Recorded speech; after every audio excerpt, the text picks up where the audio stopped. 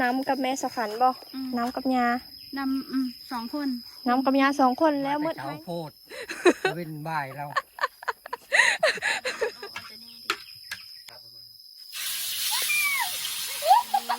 ข้าวเพื่ออุ่นข้าวอยู่ยังเขามีพ่ออุ้งตื้อปลาเด้อปะกินแล้วก็เราดำซื้อดิอ่านจะเด้อแล้วล่ะ2 มื้อแล้ว2 มัน1 2 มื้อสบายดีสวัสดี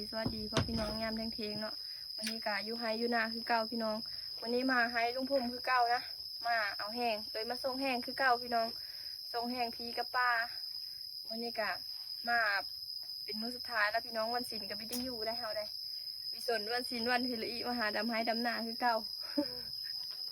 ยามดำนาเนาะวันพิริก็มีส่วนละสบายดีตี้สบายดีปตีก็มาพี่น้องวันนี้เมื่อวานนี้เพิ่นไม่ได้มาแต่ข้อกับพัดเมื่อวานนี้นะมีเวอยู่เพิ่นพี่น้องเพิ่นก็เลยไม่ได้มานะวันนี้เพิ่นมานำพี่กะขึ้นมาหาเฮ็ดอยู่เฮ็ดกินแล้วพี่น้องตอนแรกพวกเรายังลงเฮากะกระเทิดละเนาะสบายดีตอนแรกพละมันก็2เฮือดำเพิ่มมันแล้วได้เนาะเลยกับมื้อนี้ใช่มันแข็งมันกระบันแล้วบ่ดีชื่อตอนนั้นไม่ไหมนะพี่น้องมาพัดมานำหลังพี่น้องเข้ามาก่อนกับสตีนะขี่รถจักรสขันมาหอดแล้วก็พอดีเฮ็ดอยู่เฮ็ดกินเลยพี่น้องเข้ากับตอนแรกยังลงเฮ็ดอยู่เฮ็ดกินก่อนตอนนี้ค่ะน้องเข้ามาเก็บเบอร์พักแล้วก็มาเบิ่งไฮโอ้ปีนี้ได้เข้าไฮเลยน้องพี่น้องเบิ่งไงซุปเปอร์น้ำเข้าไฮพี่น้องน่ะนี่ไฮก็กว้างพี่น้องผู้ไฮสขันได้นี่นะพูนหญ้าหดผู้แล้วก็อ้อมไปผู้อีพี่น้องอ้อมหน้าเลยนะวะแล้วกันปีนี้ได้เข้าไฮแล้วปีนี้นะได้เข้าไฮซื้อเลยพี่อันนี้บ่ปุไว้นะปุยอดพักโบลูกเอาบ่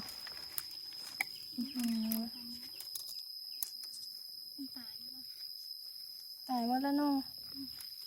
คุณได้พี่น้องเบิ่งในส่วนอ้อมเอาอันนี้อ้อมเอาแยงอ้อมเอา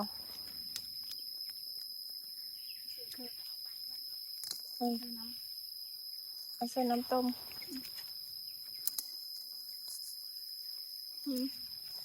เป็นเพอตี้เป็นเพอหนาวหันเพออยู่ไปเดี๋ยวขึ้นไปนี่มาเบิกไฮพี่น้องเอ้ยน้ำเข้าซะเนาะพี่น้องเจ้าบ่น้ำนะพี่น้ำกับแม่สขันบ่น้ำกับยาน้ำ2 คนน้ำกับยา2 คนแล้วมืดไฮนี่นะแล้วเหมือนแล้วกับวันนั้นก็น้ำอยู่โอ้โหน้ำหลังกันนะมันกำลังตอน4 มื้อเราก็จะแล้วนะเป็นบ้านอันนั้นอยู่ภูผัดบีมีไฮนะพี่น้องมาหาก็มาเฮ็ดอยู่พี่น้องอยู่บ้านพี่นะบีมีไฮพี่น้องเขาเฮ็ดแต่หน้าหากปีแรกไอ้คนเฮ็ดเนี่ยแบบอันนี้ครั้งแรกในชีวิตดำไห้กับดำนาเลยค่ะกว่าดำไฮแล้วเนาะเฮาบีได้เปิดเนาะพี่เนาะมาซาแต่ชัดเจนมาแต่เช้าโพดเว้นบ่ายเรามาแต่เช้าโพดมาแต่เช้าโพดมื้อนี้แนวเลิกกันแล้วลุงเอ้ยซอยเข้ามาแล้วมื้อนี้นะแล้วอยู่แล้วมื้อนี้ถึงครับปลามึงกับมันผีมึงดำแล้ว2 เฮือละเขาดำแป๊บนึงเลยตอนแรก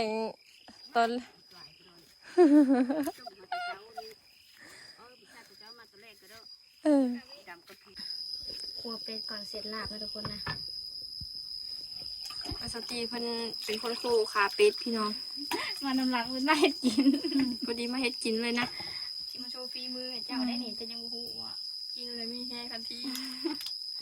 เดี๋ยวเราจะลองกินเบิ่งมื้อนี้นะยันกินยันเพยันร้อยเลยนั่นว่าเสื้อเป็งโนหลายพอกะละลิดเป็งโนออกกินละร้อยคล้อยไปบัดเดียว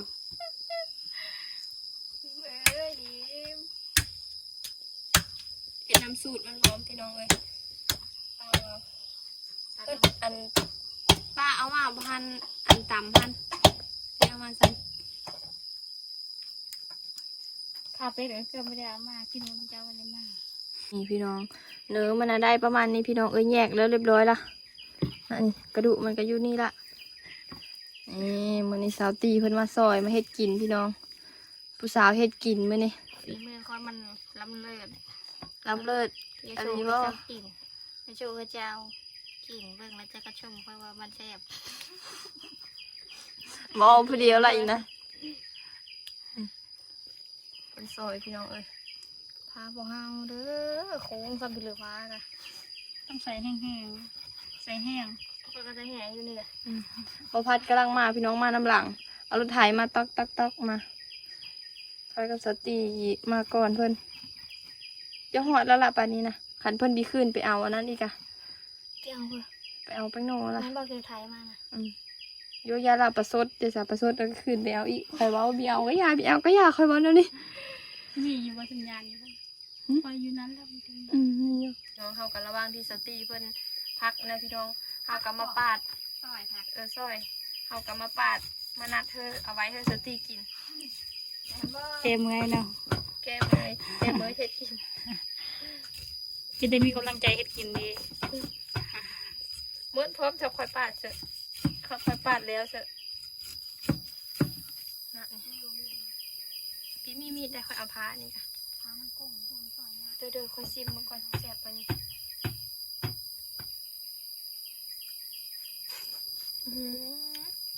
หวานอะดิพี่น้องเอ้ยหวานมานัดลุงนะกินน้ำนะตอนยังน้อยพี่น้องพาเดี๋ยวมาดำหน้าให้เรามาดำหน้าซอยลุงยามนะพัดเบาแล้วก็ปีนะฝนตกดีพี่น้องพาเดียวขึ้นมาแล้วก็มีเม็ดได้พาเดียวไปเป็นเครื่องเลยพาเดียวไปมุนหามานัดนี่แต่ก้าวผัดมานัดผัดบีมีคือเดี๋ยวนี้ได้ลายอยู่ค่ะแต่ว่าคนเอาอลีอลอคนรักว่าง่ายๆค่ะคนมารักคนหน้าแถวเคยนี่มารักพี่น้องเอ้ยฟังเธอมาหน้านะแทบจะไม่ได้กินเลยหาอลีอลอก่อนละใดกะส่วนลายก็ลุงหาเธอเรายังได้กินสมัยแต่เก้าเดี๋ยวมาหน้ามาโคพี่น้องโอ้ยคือเยอะจัง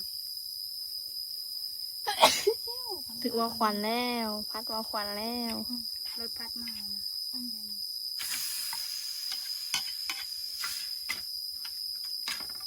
เอาเสื้อเลยบอกกับเป็นโนเอาเสื้อมันโนเนาะเสื้อเอาเสื้อนี่นำไปเลยกับเป็นโนกับไปเสื้อเงินบัตรถุงนะ ใส่สีหัวเนี่ย มันจะเฮ็ดกินแซ่บเพราะว่าค่อยเน้นเป็นโนมันมาซื้อหู โอ้คุณพี่โนโฮลาน จะกินตำมะนาวเชื่อมะเกวียน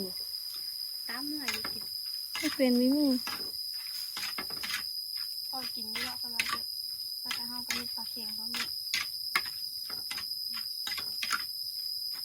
วันนี้อันพีเพิ่นเราอันเมื่อวานนี่นะเพิ่นเรากินอันโคกบไปก่อนมื้ออื่นยังกินซีนเพิ่นเราผสมซื้อเพิ่นเราหลีได้พี่น้องเลย ซีนค่ะไปเลยค่ะเดียว โอ้ยเธอนาก่อน อดเอาเนี้ยช่วงนี้ซดมันมาซดตอนช่วงน้ำหน้า เหมือนช็อตธรรมดาช็อตจนไหว เป็นใหม่พร้อม ถ้าไอ้ของมาพี่น้องเพิ่นไอ้ของมาเพิ่นว่าเพิ่นจะเอาเป็ดมากินได้เขาก็พอดีแล้ว แม่นได้ค่ะเป็ด เอาก็พอดีมา บ ตุ้ อ ม เอาเป็ดมากินเป็ดอยู่ เอ ไหน อหลับ โอ้ยเลือดแปลงเลยเนาะอยากกินเป็นแปลงได้หมดแล้วกัน อีก4-5 มื้อก็ได้กินเนาะ โอ้ยโดนได้สิค่ะมือ ตักตี ออกมามันหนาที่18-29ก็ได้กินแล้ว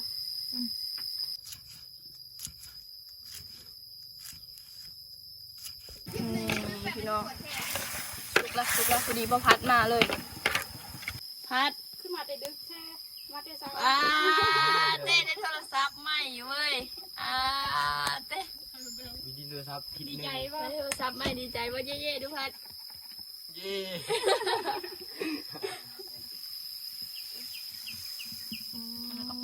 ขึ้นลายกันเนาะ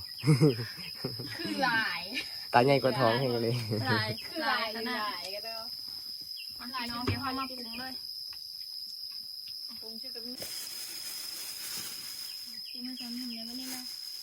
ชื่อว่าเยอะค่อยเอ็ดล่ะยืมมือค่อยคู่มือดอกเนาะพี่เบิ่งค่อยซิมเบิ่งกันซีเนี่ย เพราะว่า านเนี่ยก็จะมีมัน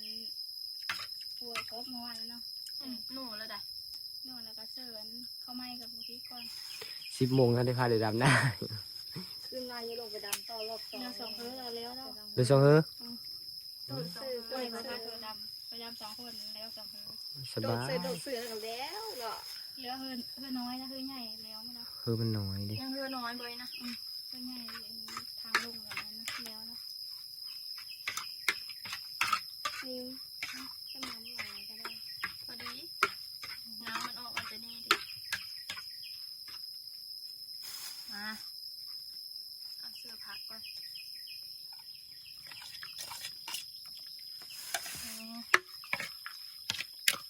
กระแสบอะไรนะพี่เนาะ นอนนี่มันหลายคน เบิ่งก็ชิมเบิ่งก่อนแหนมนะเขาแหนมหน้าด้วยนี่มันแห้งน้อยอยู่ซ้ เป็นไปได้ชิมพักก็ซื้อขายผักเอง แซ่ ค่ะ บป่ะ ำเล็บไปเลย ขายผักเองว่าผักกุศลมาเลย ปลาตกพีปุ่น น้ำมัน นี่นักยาวอยู่ไกลใช่ไหมเฮ้ย พยายามน้ำมันเด้ เจอได้ ไผ่แล้วเป็นลาบประมาณมาแล้วไผ่ลึกเยอะ พยายาม พี่ยันสะพายใหม่พี่สะพายใหม่ โอ้ตอนน้ำมันออกกับหม้อเลยว่าแม่ แล้วพี่เอ๋ยสะพายใหม่เฮ็ดกินสิแล้ว พยายามปลาแข็งนะ สะพาย แล้วคันปลาแข็งกับปลาอันนั้นปลาดุกนะพยายาม เออ ขายเนี่ย เออ ประมาณนี้พี่น้องเอ้ยสะพายไผ่สะพายใหม่เฮ็ดกิน แกงไปครับตื่นมายังพอกิน พอกินก็ได้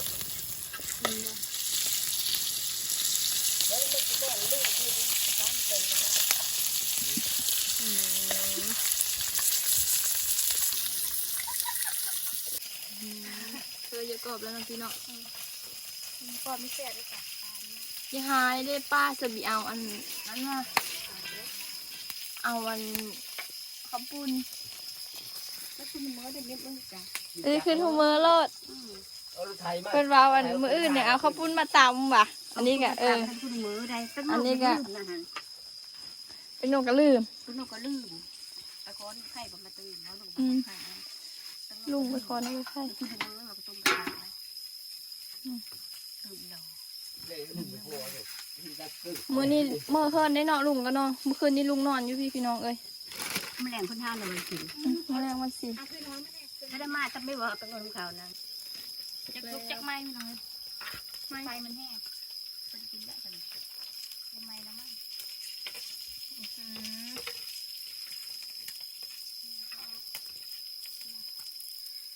ปลาเข่งอะไรเนี่ย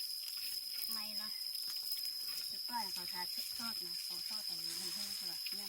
ก็คือแค่ แซ่บได้ปลาอยู่ป่าทอดได้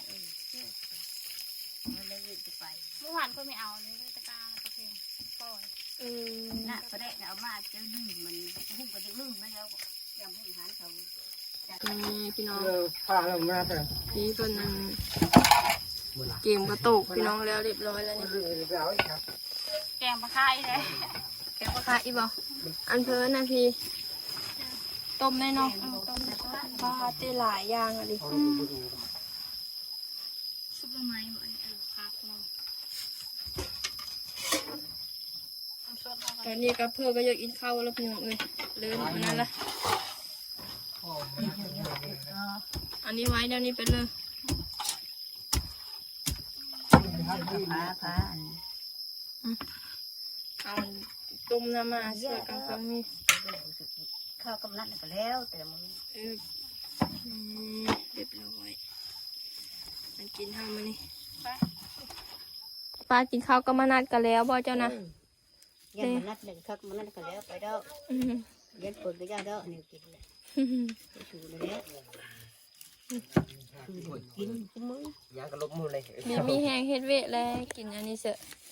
ไว มันนัดเด็กเกดเด็ก วัยรุ่นได้ต้องการอาหารแบบครบห้าหมู่มันยังมีแห้งเฮ็ดเวะ คืนมันเด็กไปข้าวเมาคนกินข้าวกัน นี่ เดียว มันจะห้าเลยคน กินข้าวกับ าเด้อมาจงโทษ แซ่บ นั่นนะพี่ แซ่บ แซ่บฝีมือพี่ต๊กนะคอยนะเฮ็ดกินนะ ต้องไปเฮ มันเฮ มันจะคายโตมันมากเป็ดนะเป็ดคาดีนะ มันเอาขามันก็นอนป้าน้อง นี่มันยัง แล้วเลยพัด เป็นเรื่องกระทะไอ้คนตัวเล็กดีเยอะมากจริงจังนี่เขาตัวไหน ขายดีแน่นอนเลย เมื่อวานนี่กะอันนั้นค่อยก็ขายดีขนาดก เอา บ ใส่เพิ่มมา อีกข้าวปักติว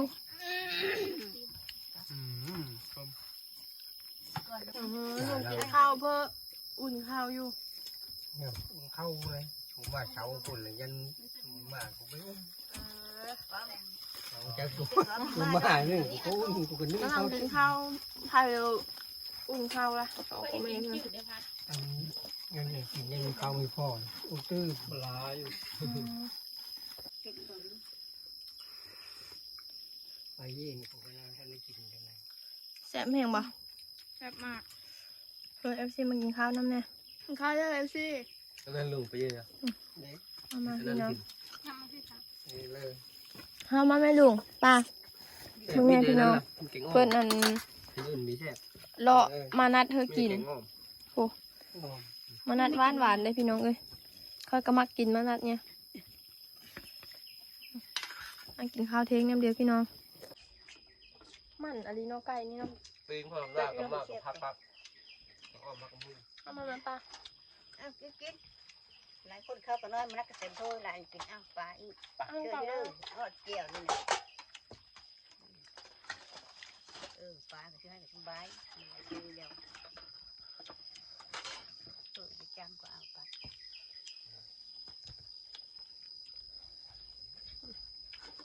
จุบน้ำไม้มือเลยนะป้า แต่เมื่อละแต่ว่าแต่จะเย็น อืม เอามาจัง มากินหมดเด้อเขาเป็นอาม่าไหมล่ะ แบบแบบนี้ แซ่บ เทียบเป็นข้าวใจถูไม่ใส่ข้าวใจ พอดีเมื่อปั้นข้าวเช้าเลยเลยนะป้าเลย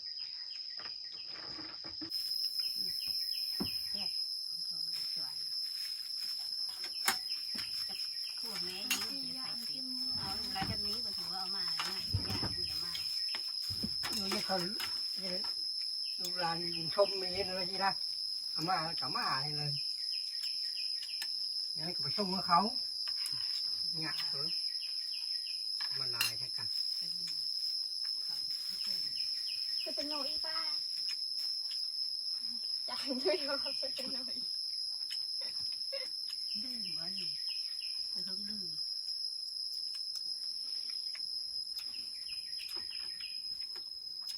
ลายได้ด้วยนะเดียวเลยจะลำส้ม หิน้ ละลาย ำนู่นละมันสุกตะนูละตะนูพ่อ ปลามักสดน้ำ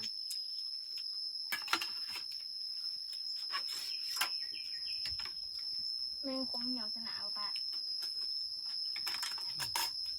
เอาก็เสือมันยังดีไว้ป้า เจอปะ เสือมากเสือบ่แม่งคมเนี้ยเสือ ป้า เอาไปสิทำดีเดินผู้หลัก มันเปื่อยเนาะเสือตอนมันเปื่อยแล้วน่ารถเงี้ยมันนะ มันโพ่งเปิดไปโพ่งเปิดไปกินก่อนกิน มือให้กับมันเหนียวตื่นเช้าว่างทุ่งวันบอล นอนอยู่บ่แต่มันเนี้ยเสือบ่ บิ๊กเนี่ยก้มบิ๊กยังกันมันก็มันชื่ออะไรปีกมันแตะเหรอ ป้าพี่น้องลงตอนแรงเด็ดนึงนะพักผ่อนจากเล็กน้อยกินข้าวกินน้ำพาเดี๋ยวลงเอ็ดเพื่อลุงชิเลอร์มากระถินนะชิเลอร์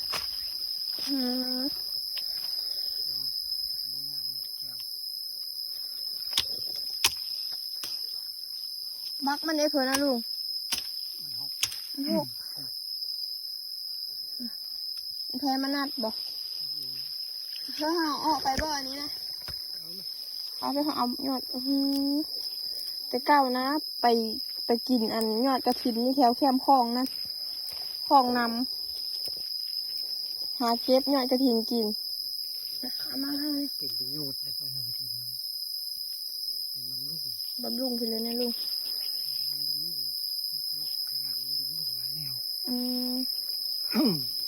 เฮากินแต่ก้าวเพราะว่า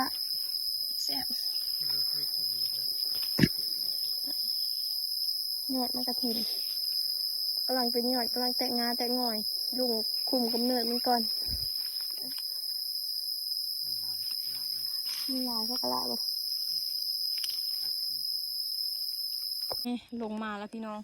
ดินกับป้าตะความมันสะบัดแล้วกันนะคะพี่น้องซ้ำสียิกรถขนาดเย็บยังสับนี้ละพี่มันลงก่อนหมูแล้วพี่น้องเอ้ยบ่พัดกะจะไปใช่ละเดี๋ยวลงดำหน้าก่อนพี่น้องทางดำหน้าทางลกกาเมื่อนี้นะค่อยเบิ่งละกากะได้น้อยเดียวนึงปลาเพิ่นดับพาเพิ่นลกนะพาเดียวมาดำ4 คนพี่น้องคนลกผู้หนึ่งกับอันแดดร้อนๆนี่ดำซอยเพิ่นแล้ว2 เฮิร์นี่แล้วก็โจ๊ะเพิ่นแล้วทานไอคองมาเพิ่นจังดำใหม่อีกเพิ่นเธอมาซอยอีได้พี่น้องเพิ่นว่ามาซอยอีเด้อมาซอยป้าอีเด้อบัดดำหน้าพวกหน้าเฮือใหญ่เพิ่นพี่น้องเอ้ย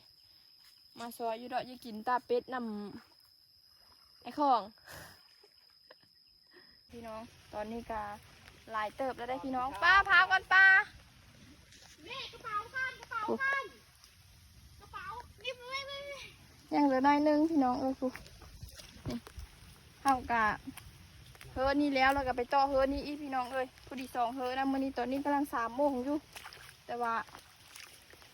ฝนตกพี่น้องเอ้ยมันคือมืดมันคือคืมเดี๋ยวเอาโทรศัพท์เธอป้าเอาขึ้นไว้ก่อนพี่น้องฝนตกย่านเฮาดำหน้าพี่คักเขาเลยนั่นนี่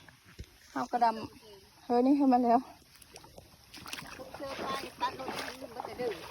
เพื่อเจ้าใดป้าเอ้ยเฮาบีจักนี่พี่น้องเฮากะขึ้นมาแล้วพี่น้องเอ้ยขึ้นมาแต่อัน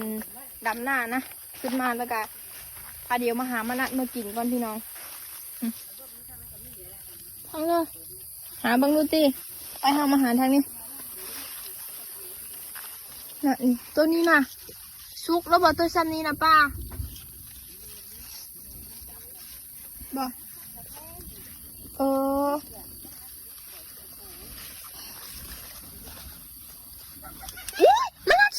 มันนัดซุกแห้งพี่ป้า มันนัดซุกอันนี้นะป้าบ้านเห็นบ้านป้าน่าอ่านซุกเบิ่งคักนึง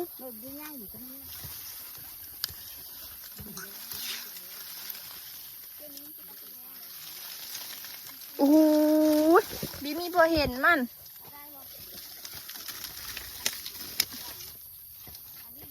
น่ะนี่บีมีพอเห็นมันมันเน่าละอ้าวป้าเอาไปเปาะเขาเนี่ยป้าเดี๋ยวเราไปหาใหม่ก่อนพี่น้องมานัดนะมานัดอยู่แถวFC อยู่ว่าง่ายๆกับเขาขายเท่าเลยพี่น้องขายนั่นเลยขายเป็นโลหรือว่าขายเป็นลูกลองคอมเมนต์มาได้พี่น้องว่าเขาขายลูกเท่าเลยโลเท่าเลยอยู่พี่นั่นก็คือปุธรรมศาสตร์ปุลุงพรปุแต่น้อยพี่น้องค่อยมากก็เห็นได้กินละเริ่มได้กินละมานัดนะปุกับปุโอ้ยเดี๋ยวเขาตาปุกับปุหลายได้พี่น้องนะพูหนูกินอันนี้นะน่ะหนูกิน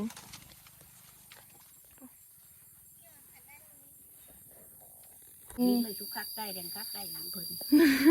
ชิเลยปะกินแล้วก็เราล่ำเชื่อเลย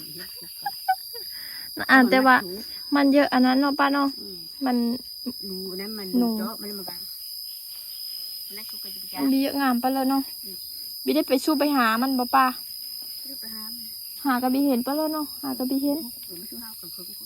ตัวเห็นก็เอาเซ่เอาถ้าแก้มไม่ช่วยเฮากันเพิ่งมันฮุกพัดเฮาดีวันพัดหาวันเนาะหายูฮันกะจักซุกจักเผื่อค่อยมีมั่นใจไปบ่งตัวนี้มัน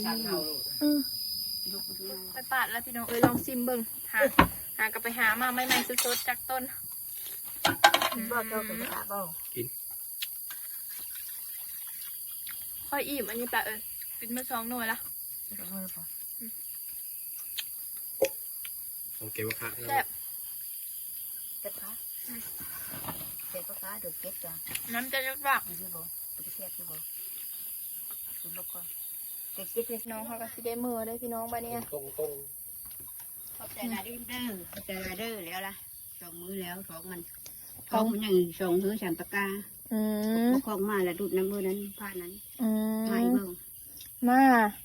มากินตาเป็ด ส่งมาเอาเป็นมาลาบ เออ มาไอ้มือหอดมือนั่นกะเป็ดตัวใหญ่กับเจอ ดูดเม็ดหมี โอ้มิดแม่ตี้มาเลย3 คนเท่าเด้อ แล้วดูดน้ำมือขึ้นเด้ออย่าดำมือเดียว บ่พัดกับสตีปันเขา นี่มาเอาคลิปมา มือก็เด้อสปาเด้อเอาถึงมือเหินพวกเราแบบนี้ ตาพัดก่อน พี่น้องเอากะสิได้เตรียมตัวกลับบ้านแล้วได้แบบนี้มือเหินนะแบบนี้นะมือนี้มาส่งแห้งพอดี2 มือบัดมือถัดไปกับมาซอยเพิ่นนะบัดพุ่นล่ะ มาซอยเพิ่นเดี๋ยวมือก่อนตอนนี้นะค้ำเติบแล้วพี่น้องเอ้ยมือเหินพุ่นละมือบ้านพุ่นเดี๋ยวคลิปนี้กะประมาณนี้แล้วพี่น้องคลิปหน้าพอกันใหม่เด้อสบายดีบ๊ายบาย